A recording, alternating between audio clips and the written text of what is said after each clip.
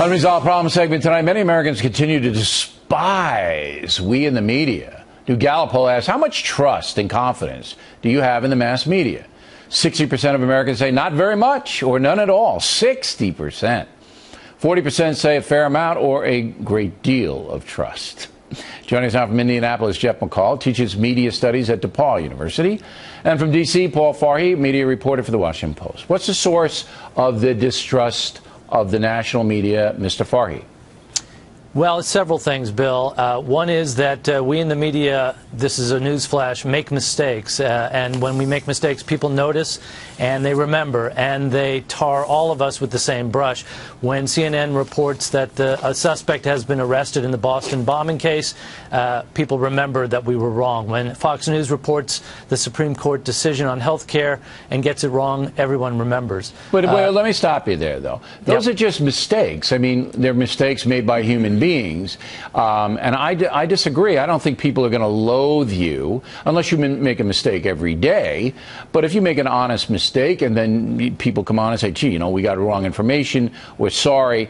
I think it's got to be more than that, Professor. There's something that has changed from Cronkite and Howard K. Smith and Brinkley and Huntley and these guys who were almost revered by the population back in the 50s and 60s, and now we're loathed. What happened?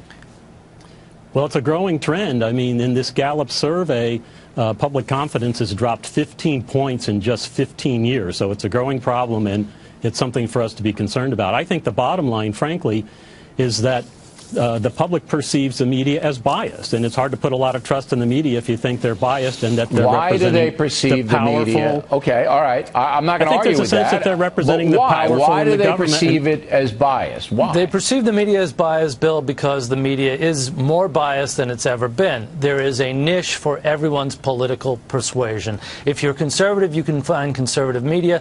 If you're liberal, you can find liberal media. The mainstream media is somewhere in there, and if you are a partisan, you're going to perceive the mainstream media as not supporting your point of view. But we're talking about the folks. When you have a 60-40 fleece, it's not the partisans. I mean, it's the folks. The folks say, look, you're suspicious to me. I don't think you're doing what you should do. I agree that there are partisan programs on the air, and they do appeal to people of a political persuasion. But nobody has to watch them. Nobody has to tune in. You're not imposed upon. You choose to watch. There's something else in play here, and I think I know what it is, but I'm going to give you another shot at it, Professor. You know, there is so-called bias. I mean, people say I'm biased, and I say baloney. I present the facts, and I give you my point of view in clearly labeled commentary. That's a legitimate journalistic tool. It's been used for hundreds of years by newspapers on their op-ed page. So give me a break. But there's something else, Professor. What do you think it is? Well, commentary and analysis is fine, but I think a lot of the citizens think that the commentary analysis is also filtering into the straight news programming, and that the straight news people are not representing the interests of the public. And I find an interesting fact in this Gallup survey in that 15% of self-identified liberals also think the media is too liberal.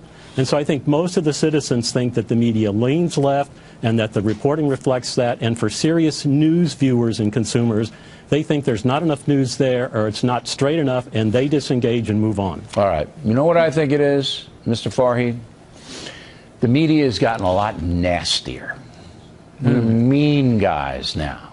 Well, there's a few ideologues on the air, aren't there? Yes, and we attack people with whom we disagree. It's not just television people, it's newspaper people. Snarky, condescending, name callers, fanatical people. Bill, you know, there's your media and my media, and then there's the media. When surveys ask about the media, they're not being very specific. If I ask you about your school, you love your school. Maybe you don't like the other guy's school. It's the same way with the media.